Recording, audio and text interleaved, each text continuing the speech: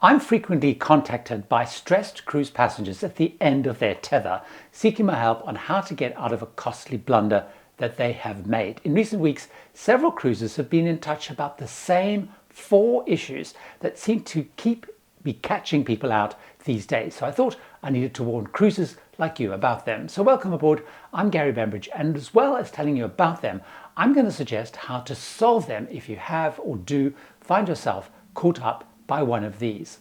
I'm going to start with a mistake that's really easily made. An upset Denise contacted me about how to deal with the cost of her cruise doubling, that's right, doubling, to a price that she couldn't afford due to a misunderstanding on her part. She wanted to know how she could get it back to the original price. So what happened, and how did she get into this horrible fix? Denise booked a last-minute cruise on MSC Seashore from Port Canaveral in a Yacht Club Deluxe suite. It cost her $3,200 per person. That's $6,400 in total for the cabin.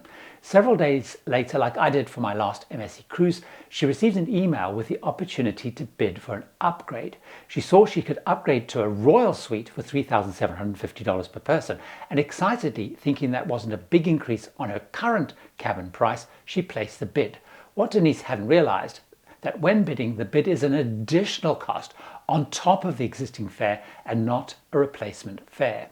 The bid was accepted and her credit card was charged in total $13,900 for the cruise, doubling the price of her cruise to something she struggled to be able to afford. She frantically contacted MSC customer services, who proved really unhelpful. She spoke to a travel agent to see if they could get it reversed. However, the terms and conditions of the bid, which were linked in the email, made it clear that once she had bid, she had accepted the terms and conditions, which meant once the bid was accepted, it was locked in. Now, as well as making sure you always check the terms and conditions before bidding, what should you do if you find yourself in Denise's situation? Now, my advice was to be persistent and to work through the travel agent she'd booked through to put pressure on MSC, even though the travel agent weren't actually part of that upgrade bid process.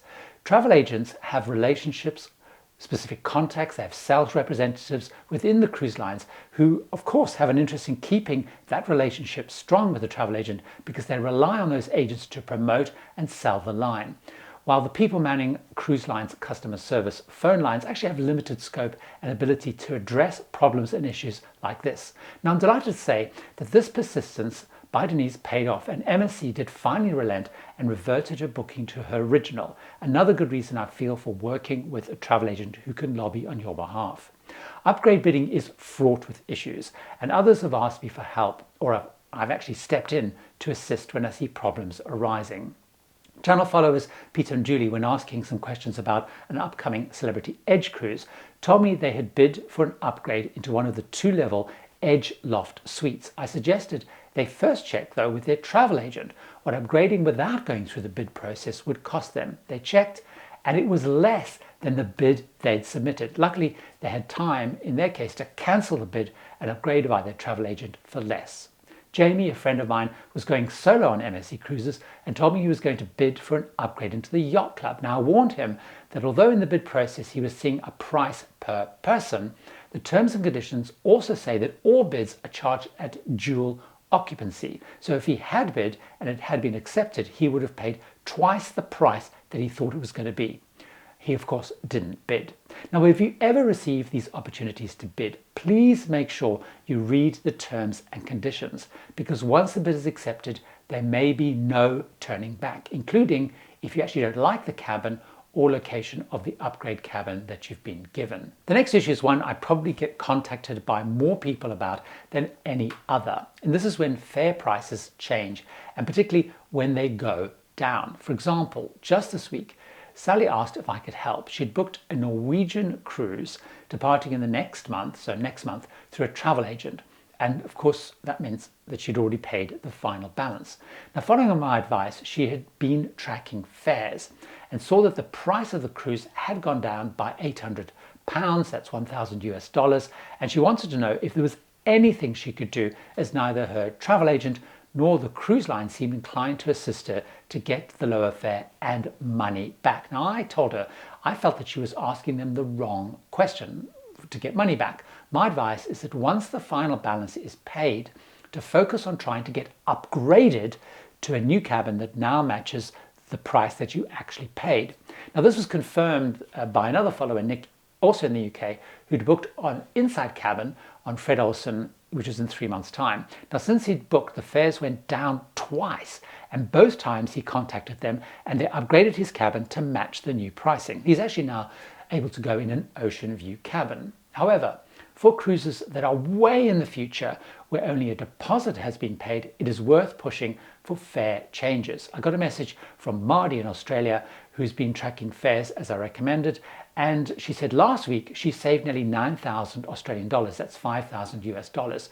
$3,000 on an Oceania, a Canada and New England cruise, and $2,000 on a Silversea Cape Town round trip, which is over a year away. Now, I get many messages from people saying they have had similar results. Even today, as I was preparing this, I got a tweet on X from Phil saying tracking had got him £528, that's about $670, lower fare on a Royal Caribbean cruise by tracking and then asking for the lower fare.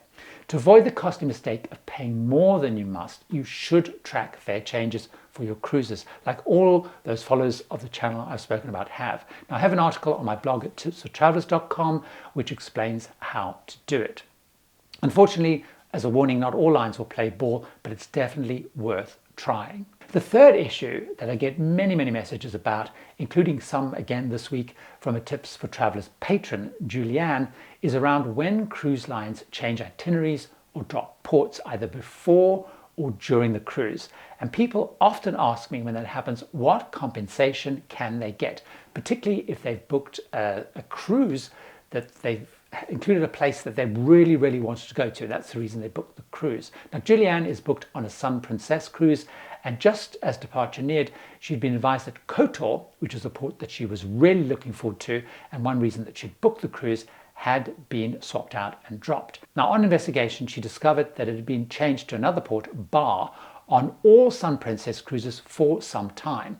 Now, many people in a similar situation tell me they feel there should be not only a more timely warning, but also a chance to get compensation or to cancel instead of having to go on a costly cruise with ports that they'd booked it for were actually now missing. I get messages frequently asking what options cruisers have if the cruise line changes an itinerary before their cruise or actually drop ports once on it. Now, as I told Julianne, the terms and conditions which every cruiser accepts when booking a cruise means there is little that one can do, because the terms and conditions allow cruise lines to change itineraries and ports for pretty much any reason without the chance to cancel or get any compensation. However, many of the cruise lines do say that if the change is significant or really consequential, then you can. So while I advise Julianne the change from Kotor to Bar is not really significant for getting compensation and cancelling is going to be unlikely, but if in your view it is a significant change of itinerary before departure, then rather than go on a costly cruise you don't want to do, then push for it, making the case why it is significant. However, if you want to make sure that you are compensated for missing a port, the most reliable way of ensuring that is the fact that some insurance policies include missed ports insurance. So it is worth checking with your insurer if they do have missed port options. You then just need a letter from the ship confirming that a port was missed. I would say though that if there is a specific port or ports you're booking a cruise for, and if you miss them, it will be kind of devastating, understanding that getting to a port is not guaranteed. So booking a cruise for a specific port or ports alone could be a very costly mistake, because you're going to be committed to a cruise with limited chance to cancel or get compensation if that must-see port gets dropped before or during the cruise. If it's a must-see, you might even need to consider going on a land-based trip. Another way you could be out of pocket linked to ports being dropped is around excursions. If you booked a cruise line excursion, they will automatically refund it. If booking with a third party or independent provider, take care with who you book and always check their terms and conditions. Well-known providers like VentureAshore.com, ShoreExcursionsGroup.com and Viator have in their terms and conditions that if the ship doesn't make it to the port, they will refund you, but keep checking those T's and C's. However, I've been following the experience of a lady called Jill on a Carnival Legend cruise to Canada and Greenland, who lost over $420 by booking with a local provider in Greenland who would not refund the tour cost, even though the ship's call on that port was cancelled due to weather. It's been reported that she found a tour company online, which is called Sandra Cruise Tours, and when she tried to get a refund, she saw that the terms and conditions on the website said that the tours were non-refundable. So Jill apparently then tried to get a charge back through her credit card company because the service wasn't delivered, but they wouldn't refund her because they said it was clear on the website that the tours were non-refundable. So again, like the experience at the start of this that Denise fell into with her costly bidding experience, it is a real key reminder: always check the terms and conditions when booking or committing any money that you're making when it comes to cruising to avoid a nasty financial hit. Another issue that I get contacted about is around solving costly issues around falling ill or getting injured on a cruise. I've again been following the experience of Diana. She was a passenger on Norwegian Bliss in Alaska, and she's a really good example of how even a simple issue can end up costing even more than the whole cruise. Now, she was very seasick, feeling dehydrated from throwing up. She felt so bad that she made her way to the medical center out of hours. They gave her IV treatment to restore fluids. They gave her some seasick pills and a bill for a staggering $2,297. Now, while it's sort of seasickness, the bill made her feel sick because she had to pay that whilst she was on the ship. Her experience is a salutary lesson on the costs of going to the medical center on a cruise ship and how you can quickly end up with a huge cost for even a simple issue. Cruise lines charge between $100 and $200 each time you see the doctor. If the nurse does anything, you get charged for her or him, even if it's just taking some readings, and everything that gets used gets charged additionally, perhaps some dressings or whatever. Now, the good news is that Diana actually had travel insurance and was able to successfully claim all of that huge cost back. There are a few things that I recommend that I would have actually recommended to her and I recommend to you that could have avoided that big cost. First of all, take a first aid kit with you to deal with minor issues and scrapes, including seasickness, perhaps dehydration from getting seasickness to be rehydrated. Things like that can prevent things escalating and requiring the medical center. I always take a first aid kit. If you do have an issue where you need to see a doctor, considering whether it's actually going to be more cost effective to see an emergency doctor or local doctor in the next port. Of course, Diana couldn't do because she was seasick. But thirdly, like Diana did have travel insurance.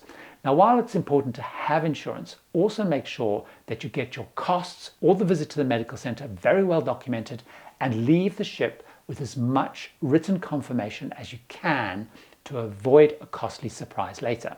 Now, Diana had a really detailed bill for her time in the medical center to submit to insurers, but someone who contacted me for help, Alice, did not and is now rather out of pocket. Now, her mother unfortunately hurt her back on a Royal Caribbean cruise at the Coco Cay private island stop on a water slide, I believe.